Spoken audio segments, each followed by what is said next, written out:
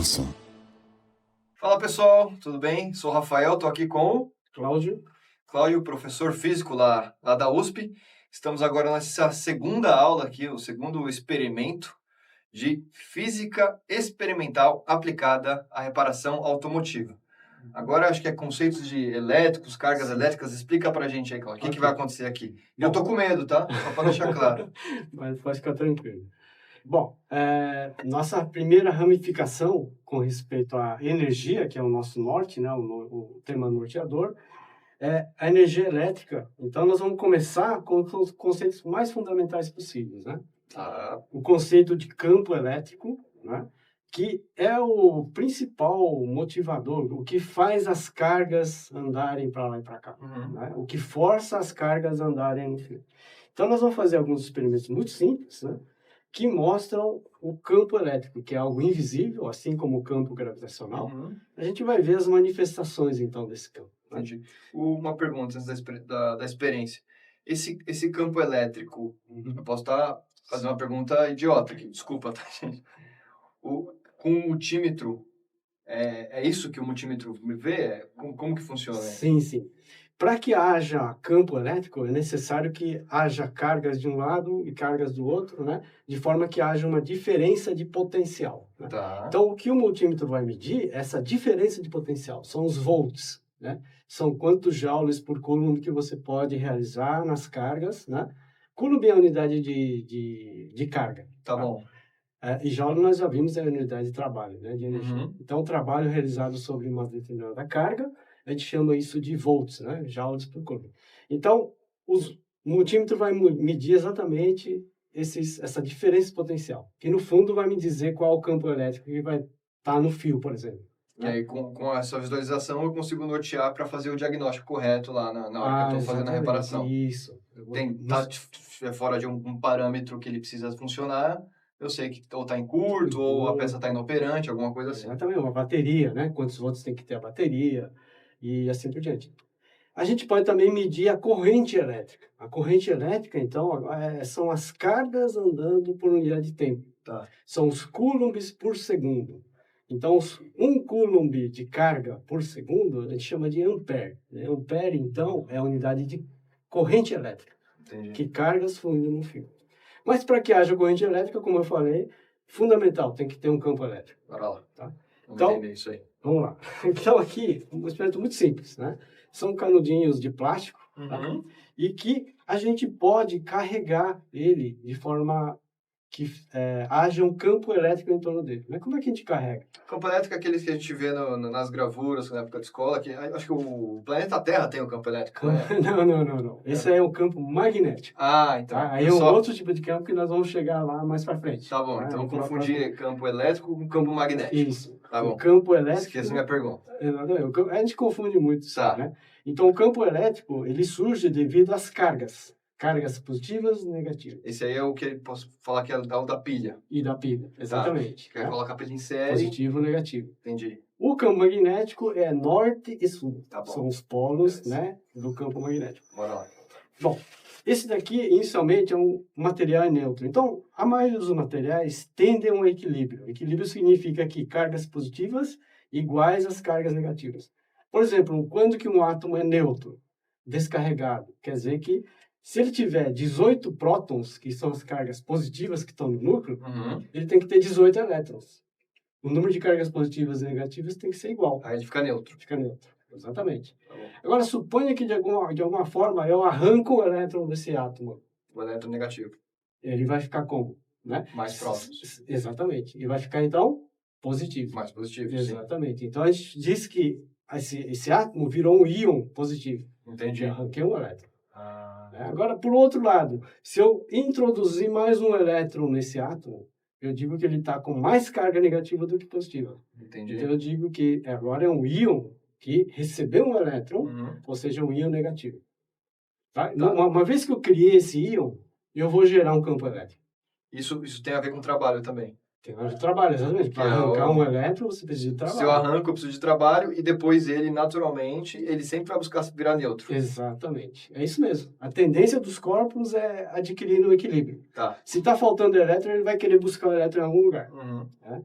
Se ele está com excesso de elétron, ele vai querer, né, Perfeito. se livrar Entendi. desse Tá, elétron. entendi. Se eu tiver um corpo neutro, eu toco nele, aterro, quer dizer, esse elétron vem para mim. Entendi. Ou se está faltando elétron, eu forneço terra. Então, esse é o princípio do terra, do Tá fio bom. terra. Então, terra.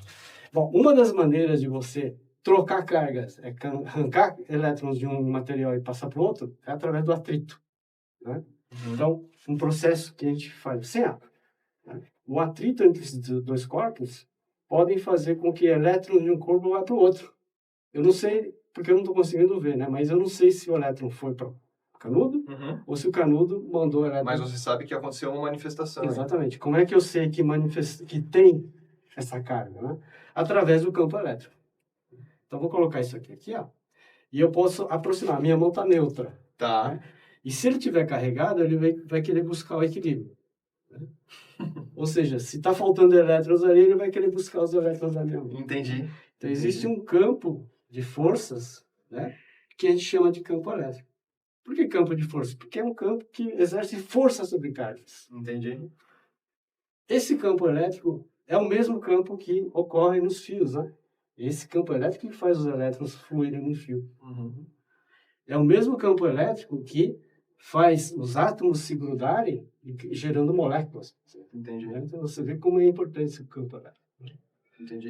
E é esse conceito que faz com que eu tenha a leitura correta de sensores e atuadores em local. Sim, sim. Aí a gente vai medir esse campo elétrico de forma indireta, através da diferença potencial, dos volts. Tá, entendi. Então, aqui, ó, um objeto carregado e um neutro, sempre haverá atração. Perfeito. Por quê? Porque ele sempre vai querer buscar as cargas de sinal contrário, Uhum. né? Atração, então. Legal. Agora, como é que eu faço? Ó, só para comparar, para comigo vai acontecer alguma coisa? Sim, sim. Ok, ó. Né? Então, agora, como é que você pode repelir isso aí? Você conseguiu atrair. Tá, puxei, isso. O campo elétrico tem uma coisa interessante, ele pode também fazer as cargas se afastarem, né? Repulsão. Como é que você faria repulsão sobre esse canudo? Não faço a menor ideia. É porque a gente só consegue atrair, não é isso? Certo. Então, qual que é a ideia? A ideia é carregar outro canudo, né? E esse canudo, se tiver com o mesmo tipo de carga, vai haver um campo elétrico no sentido de repelir. Então, vou carregar de novo. Mas por que ele se repele? É do negativo e positivo que você comentou. Exatamente. Agora aqui está positivo, aqui está positivo. Ou aqui está tá. negativo, aqui está negativo. Tá bom. Né? Então agora, veja aqui, repele. Repele porque ambos estão com cargas de mesmo sinal. Tá? Então, assim como você pode fazer os elétrons irem da direita para a esquerda, você pode fazer eles irem da direita para a esquerda, da esquerda para a direita. Você pode fazer o elétron fluir para lá e para cá, gerando até uma corrente alternada, né? Que é a corrente vai para lá e para cá. Então, o campo elétrico está mudando constantemente. Entendi. Então, veja que a importância, né, do campo, tá? Ele é o principal motivo para que haja uma corrente. Que bom. Campo elétrico.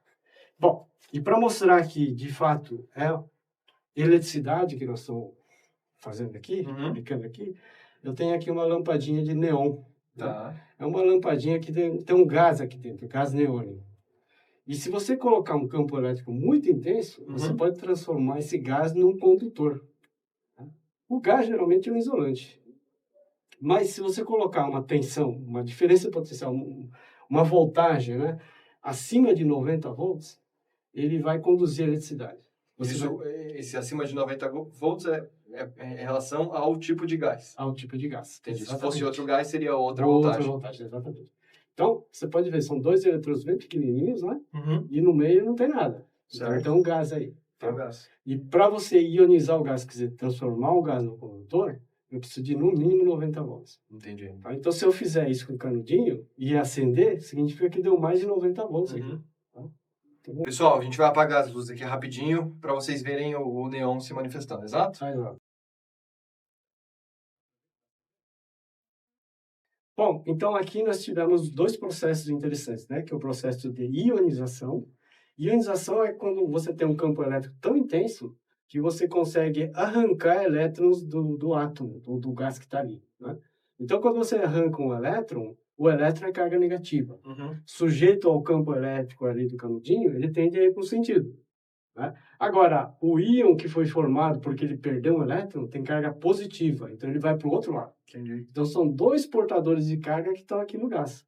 E essas cargas, quando encontram um outro átomo, você pode causar também arrancar elétrons também. Tá? Então você gera uma reação em cadeia. Essa representação do íon em relação ao campo magnético, elétrico, perdão, ao campo elétrico, tem alguma aplicação no dia a dia que a gente consiga... Ah, sim, sim.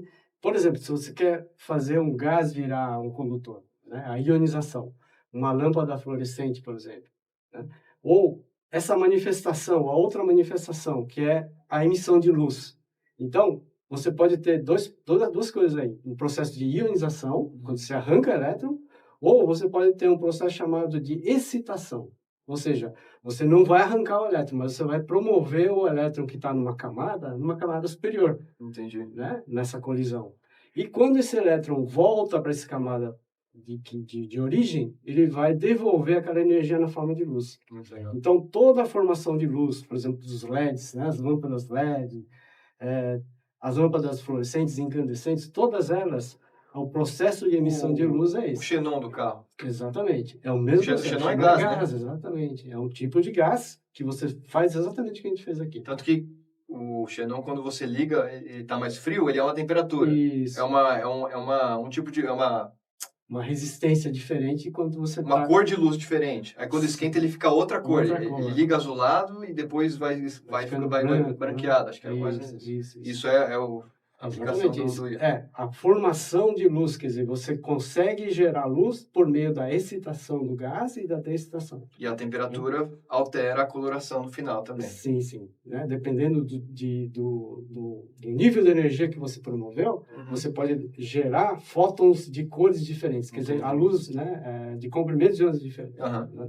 Então aqui a gente viu uma luz meio vermelhinha, né?